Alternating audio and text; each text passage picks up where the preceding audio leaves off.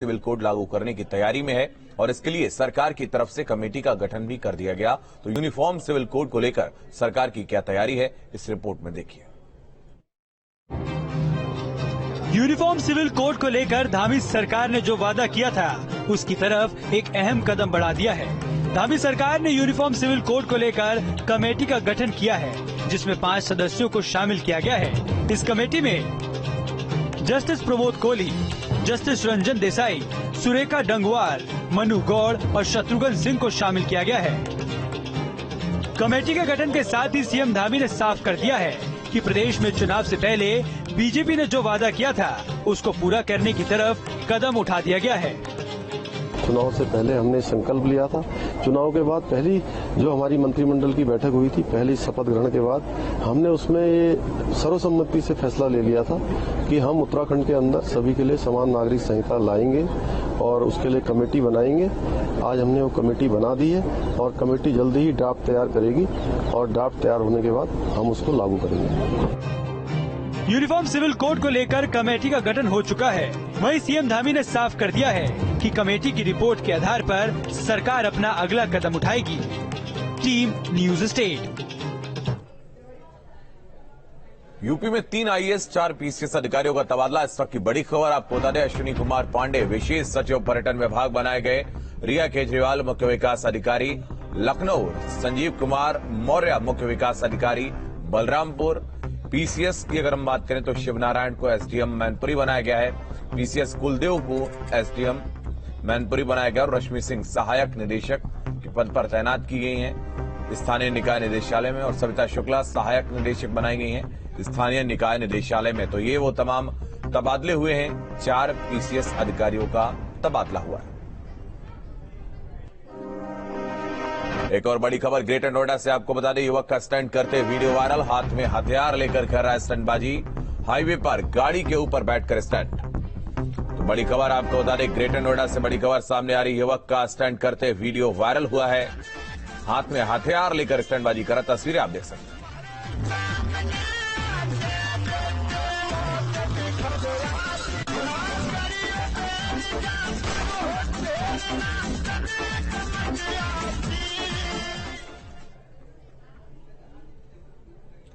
गोरखपुर के सांसद और अभिनेता रवि किशन ने एसपी अध्यक्ष अखिलेश यादव पर जमकर निशाना साधा।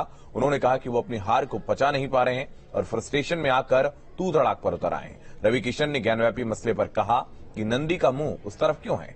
रवि किशन से खास बातचीत की न्यूज स्टेट के संवाददाता सुशांत मुखर्जी ने।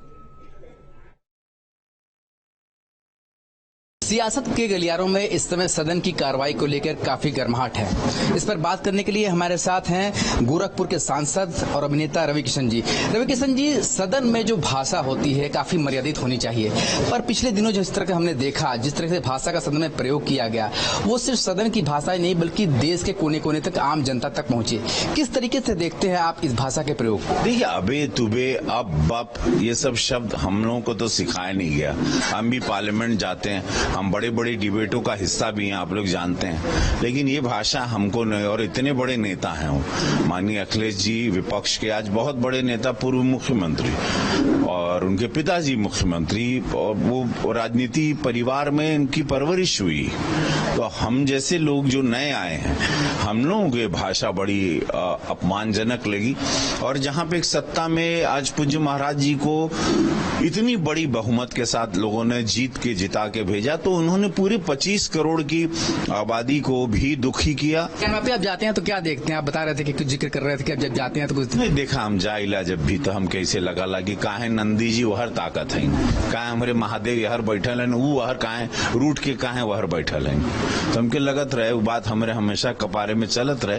अब न्यायालय में मामला बा, हम अभी कुछ ना बोले, उच्च न्यायालय में बाटे, हम सम्मान करें, लेकिन हमेशा ये सवाल प्रश्न तो रहे कि काहे हमारी नंदी जी जी वहर काहे ताकत है और उहर तो मस्जिद बा, तो ये तो सब प्रश्न तो कपारे रहे हमरे। रवि किशन जी बता रहे थे कि जिस तरीके से सियासत की बात की जाए और सदन में भाषा की बात की जाए तो कहीं न कहीं से अखिलेश यादव की हार का नतीजा है कि वो इस तरह की भाषा का प्रयोग कर रहे हैं। और दूसरी तरफ उन्होंने ये भी कहा कि ज्ञानवापी का मसला भले ही कोर्ट में है पर नंदी का मुंह उस तरफ क्यों है, ये बात अभी तक उन्हें समझ में नहीं आई। वीडियो जर्नलिस्ट विपिन सिंह के साथ Sushant Mukherjee, news state, Varanasi. UP में बुलडोजर लगातार एक्शन में। हम आपको 3 तस्वीरें दिखाएंगे। पहली तस्वीर कुशीनगर की, जहां अतिक्रमण पर जमकर बुलडोजर चला। पडरौना नगर में बुलडोजर के जरिए अतिक्रमण हटाया गया। भारी पुलिस बल और अधिकारियों की मौजूदगी में अभियान चलाया गया। सड़क से अतिक्रमण को हटाया गया। कई जगह पुलिस को लाठियां भांजनी पड़ी। दूसरी तस्वीर रायबरेली की है, जहां सरकारी जमीन पर कब्जा करके बनाई गई इमारतों पर बुलडोजर ने कहर बरपाया। शहर की सीमा से लगी महानंदपुर इलाके की सरकारी जमीन पर भूमाफियाओं ने कब्जा जमा कर रखा था। नगरपालिका ने बुलडोजर के जरिए करोड़ों की जमीन को खाली करवाया। तीसरी तस्वीर जो आप देख रहे हैं वो सहारनपुर की है, जहां गंगोह में अतिक्रमण पर जमकर बुलडोजर चला है और एसडीएम नकुड़ और सीओ गंगोह ने भारी पुलिस बल के साथ बुलडोजर के जरिए अतिक्रमण को हटवाया है। साथ ही दोबारा अतिक्रमण करने पर कड़ी कार्रवाई की चेतावनी दी।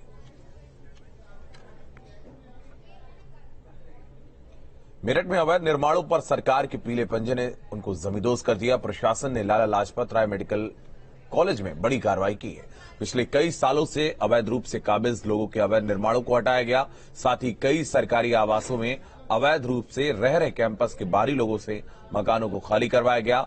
दरअसल मेडिकल कॉलेज कैंपस में 2 दर्जन से ज्यादा सरकारी आवासों पर ऐसे लोग अवैध रूप से कब्जा करके रह रहे थे, जिनका मेडिकल कॉलेज में किसी भी पद पर कोई भी तैनाती नहीं है। वहीं जो मेडिकल कॉलेज के कर्मचारी हैं, उनको 1 हफ्ते में शिफ्ट होने का अल्टीमेटम दिया गया। कल 26 अवैध निर्माण चिन्हित किए गए थे, पहले चिन्हित थे जो कि जिनका कॉलेज से और हॉस्पिटल से कोई संबंध नहीं है, तो उसमें कल 21 खाली कराए गए थे। इसी तरह से रिटायर्ड जो लोग हैं, बहुत दिन से रह रहे थे, वो 2 खाली कराए गए थे। आज बचे हुए 13 वो और करीब 20-25 और आज जो अवैध में हैं वो सब खाली करा लिए गए हैं। तो आज जो है हमारा जितना भी अवैध हैं, जिनका कि कॉलेज हॉस्पिटल से कोई संबंध नहीं, वो और जो रिटायर्ड हैं बहुत दिनों से, ये पूरा आज हमारी सूची से कंप्लीट हो जाएगा। अगर थोड़ा बहुत बचेगा तो वो कल भी चलेगा। मेडिकल कॉलेज परिसर में अवैध तरीके से रहने वाले लोगों के इन अवैध निर्माणों को शाम को जेसीबी इस तरीके से ढा रही है। आप देख सकते हैं कर्मचारियों ने अपने सरकारी आवासों के आगे इस तरीके से अवैध निर्माण कर लिया था। ये कार्रवाई मेडिकल कॉलेज परिसर के आवासीय क्षेत्र में चल रही है। ये बुलडोजर योगी का यहाँ पे भी चल रहा है और इस तरीके से क्वार्टर पीछे है, लेकिन आगे कमरे बना लिए गए थे। इनको शाम से ही चल रहे इस अभियान में आज इस जेसीबी ने धाराशाही कर दिया। वीडियो जर्नलिस्ट नवीन पाल के साथ Abhishek Sharma, Meerut, news state, Uttar Pradesh. UP के 3 शहरों में बुलडोजर की धमक सुनाई दी। उन्नाव, हरदोई और देवबंद में जहां प्रशासन ने अतिक्रमण हटाया, वहीं मेरठ में माफिया की 24 लाख की संपत्ति कुर्क की गई।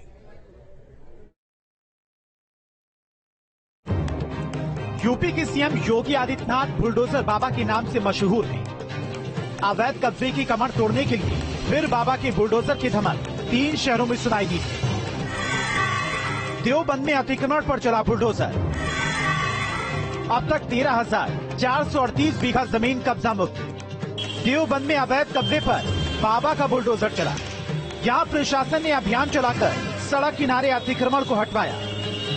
इसके साथ ही खटोली गांव में तालाब की जमीन पर से बुलडोजर चलाकर अवैध कब्जा हटाया गया। देवबंद में बुलडोजर ने अभी तक करीब 13,438 बीघा जमीन को कब्जा मुक्त कराया जा चुका है। उन्नाव में अतिक्रमण पर गर्जा बुलडोजर। दुकानदारों ने की सीओ से धक्का मुक्की।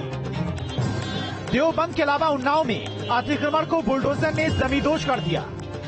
एसडीएम पूर्वा दयाशंकर पाठक और सीओ पंकज सिंह के नेतृत्व में सड़क किनारे काबिज अतिक्रमण को ध्वस्त कर दिया गया। इस कार्रवाई के दौरान दुकानदारों ने पूर्व इंस्पेक्टर से धक्का मुक्की की, जिसके बाद दुकानदार को पुलिस ने हिरासत में लिया है। हरदोई में दिखा बुलडोजर का खौफ। लोगों ने खुद तोड़ा नाले पर बना घर। प्रशासन के अतिक्रमण हटाओ अभियान के तहत हरदोई में भी बुलडोजर का खौफ दिखने लगा है। नगर पालिका के नोटिस पर मकान मालिक नाले पर बने अपने मकान खुद तोड़कर हटा रही है। दरअसल मोमिनाबाद में नाले पर लोगों ने अतिक्रमण कर पक्के मकान बना लिए थे, लेकिन बुलडोजर का डर इन लोगों के चेहरे पर साफ दिख रहा है।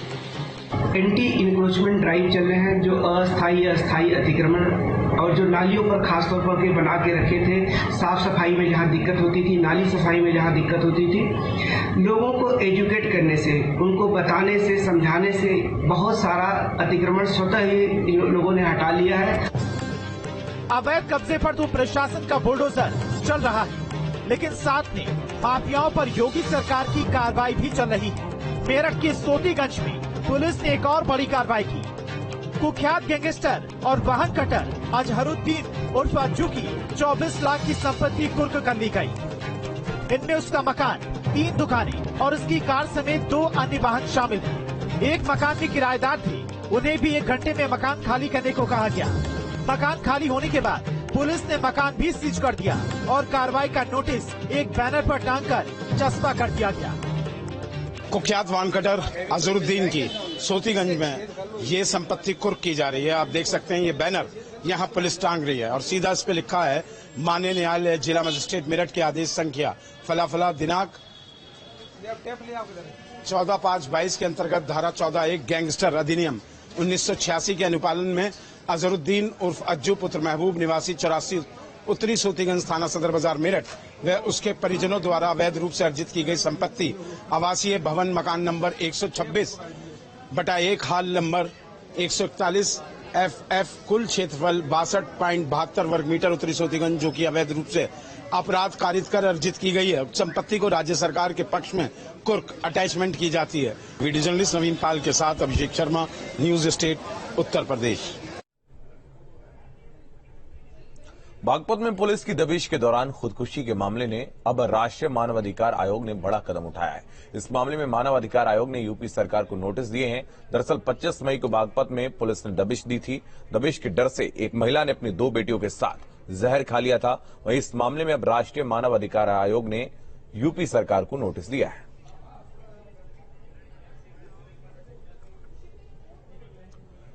लखनऊ में मासूम के साथ मारपीट और उसे बांधने के मामले में अब बच्चे के परिजनों ने कार्रवाई से इनकार कर दिया है। वहीं इस मामले में बच्चे के परिजनों का कहना है कि बच्चे को उनके कहने पर ही बांधा गया था। साथ ही बच्चे के घर वालों ने मदरसा संचालक के खिलाफ किसी भी कार्रवाई से इनकार कर दिया।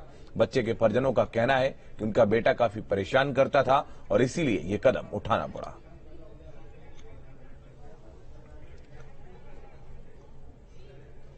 ज्ञानवापी पर कोर्ट के फैसले के इंतजार के बीच हर रोज इस पर विवाद बढ़ता ही जा रहा है और अब तो अंजुमन इंतजामिया कमेटी के खिलाफ थाने में शिकायत दी गई है।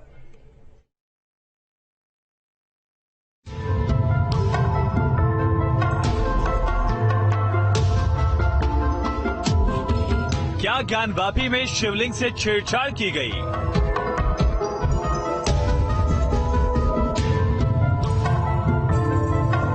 क्या शिवलिंग को फवारा बनाने की साजिश हुई?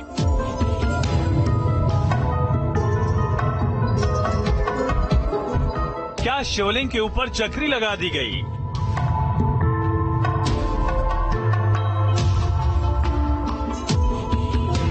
क्या चूने और रेत से शिवलिंग का स्वरूप बिगाड़ दिया गया?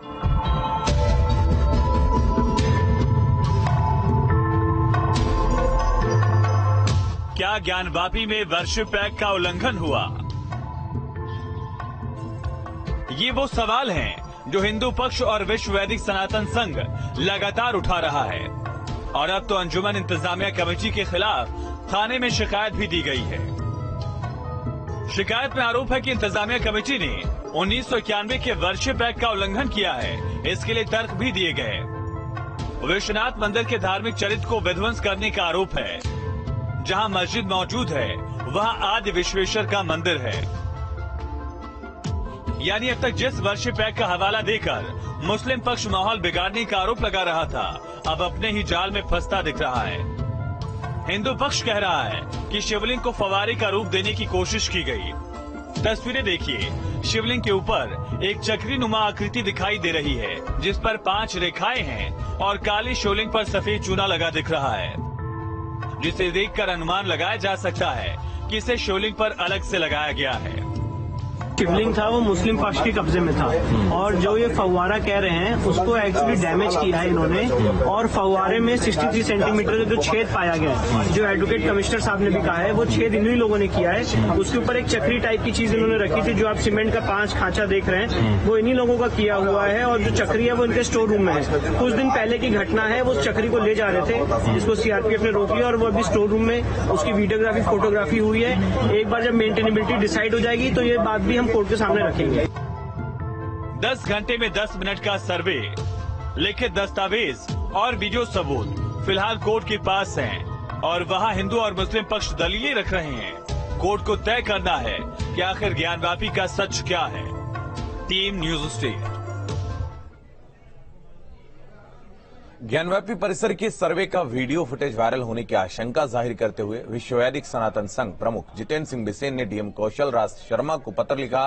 उन्होंने कहा है कि कुछ लोग सर्वे के वीडियो और तस्वीरें वायरल करने की फिराक में हैं, जिससे माहौल बिगड़ने की आशंका है। और इस बीच आज अदालत पहुंचे वादी और प्रतिवादी पक्ष के लोगों को कोर्ट कमिश्नर सर्वे से जुड़ी वीडियोग्राफी और फोटोग्राफी नहीं मिल सकी। इसके पीछे तकनीकी कारण बताए जा रहे हैं। संभावना है कि सोमवार यानी 30 मई को दोनों पक्षों को सर्वे से जुड़ी वीडियोग्राफी और फोटोग्राफी की कॉपी सौंप दी जाए। कोर्ट कमिश्नर विशाल सिंह ने 19 मई को कोर्ट कमीशन की रिपोर्ट और वीडियोग्राफी और फोटोग्राफी भी साक्ष्य के रूप में कोर्ट को सौंपे हैं और वादी और प्रतिवादी पक्ष ने इन साक्ष्यों की कॉपी की मांग की थी। ठीक है, सोचना जायज है भाई। देश न्यायालय के साथ साथ समाज भी है, देश भी है, शांति व्यवस्था सौहार्द बना रहे, कहीं देश में इसका निगेटिव प्रचार न हो, ये सोचना उनका अच्छा है। लेकिन पूरे मुकदमा इन साक्ष्यों पे चलेगा, ट्रायल चलेगा। अगर ये साक्ष्य हम लोगों को नहीं मिलेगा तो फिर ट्रायल की आगे कार्रवाई कैसे, हम लोग मुकदमे को कैसे आगे बढ़ाया जाएगा। इसलिए जो है सारी चीजों को देखा है, समझ रहे हैं। माननीय न्यायालय हम लोग से ज्यादा अनुभवी हैं, ऐसा नहीं है कि हम लोग से ज्यादा अनुभव है, और वो सब सोच समझ के और न देने का कारण है कि कुछ टेक्निकल प्रॉब्लम है, शायद अभी ये कॉपी नहीं हो पाई है इसलिए नहीं दिए हैं। और 30 तारीख को सोमवार को ये कॉपी हम लोग को कोर्ट में ही उपलब्ध हो जाएगा। अखिल भारतीय हिंदू महासभा के सत्संग प्रमुख ने आगरा पहुंचकर जिलाधिकारी से ताजमहल के अंदर पूजा करने की अनुमति मांगी है। ताजमहल के अंदर बाथरूम के पास राधा कृष्ण के चित्र पट को भी लेकर उनकी नाराजगी देखने को मिली। उन्होंने कहा कि वो बाथरूम के पास राधा कृष्ण की मूर्ति नहीं लगने देंगे। तो गुरु सरस्वती राधा मां ने कहा कि जिस तरह से नमाजियों पर कार्रवाई हुई है उसी तरह से पूजा करने के बाद हम पर भी कार्रवाई हुई।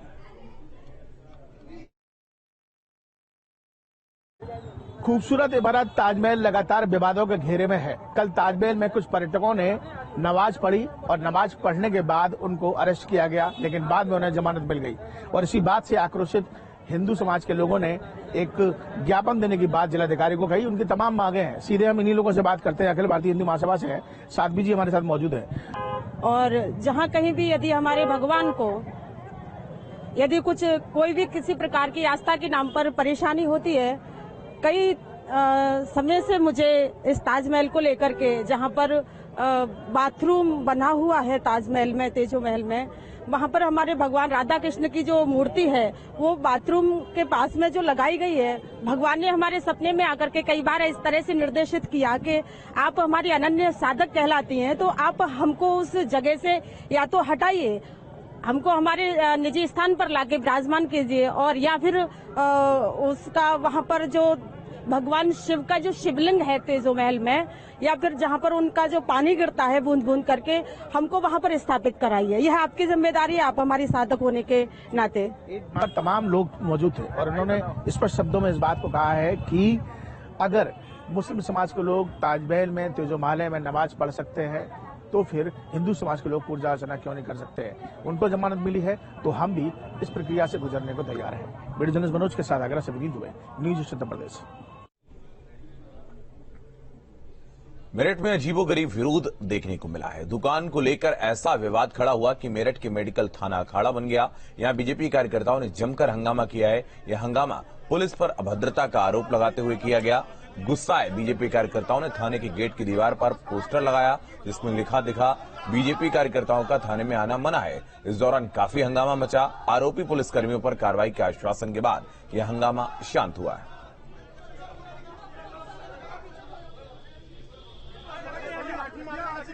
एक पारिवारिक विवाद था, देवर भाभी का विवाद था दुकान पे कब्जा कराने को लेकर। उसमें कुछ समझौते की बात चल रही थी। इसी बीच एक पक्ष के लोगों के फेवर में कुछ असामाजिक तत्व आ गए और उन्होंने दबाव डालना शुरू कर दिया। साथ ही जो थाने की पुलिस थी समझाने का प्रयास किया गया। इसी बीच एक अन्य व्यक्ति उसी भीड़ से जा करके लगभग 20 मिनट बाद एक पोस्टर लेकर के आया जिसको थाने पे चस्पा कर दिया, जिसमें एक राजनीतिक पार्टी के लोगों का थाने में प्रवेश वर्जित है ऐसा लिखा गया था। वहीं अखिलेश यादव ने इस पर तंज कसते हुए ट्वीट किया कि अखिलेश ने लिखा है, दिखाते हैं आपको। ऐसा पहली बार हुआ है इन 5-6 सालों में सत्ता पक्ष के लोगों का आना मना हुआ है थानों में। यह है उत्तर प्रदेश की भाजपा सरकार का बुलंद इकबाल। तो ये ट्वीट अखिलेश यादव ने तंज कसते हुए लिखा है। गाजियाबाद के डासना कस्बे में केंद्रीय मंत्री जनरल वीके सिंह ने 4 करोड़ से ज्यादा के 30 विकास कार्यों का लोकार्पण किया और इस मौके पर वीके सिंह ने लोगों को संबोधित करते हुए जनता से कस्बे को साफ और स्वच्छ रखने की अपील की और जनता को भरोसा दिलाया कि नगर पंचायत के लिए विकास पहली प्राथमिकता है। मैं चाहता हूं कि नगर पंचायत और उन्नत हो और विकसित हो और बेहतर हो और जनता को हर काम के हर चीज की सुविधा मिले और जनता को भी पूरा सहयोग देना चाहिए। बाराबंकी में कुछ लोगों ने एक परिवार का हुक्का पानी बंद कर दिया। पीड़ित परिवार का आरोप है कि विधानसभा चुनाव में उनके पूरे परिवार ने बीजेपी को वोट दिया था, जिसके लेकर उस घर के आसपास रहने वाले लोगों ने परिवार का हुक्का पानी बंद कर दिया।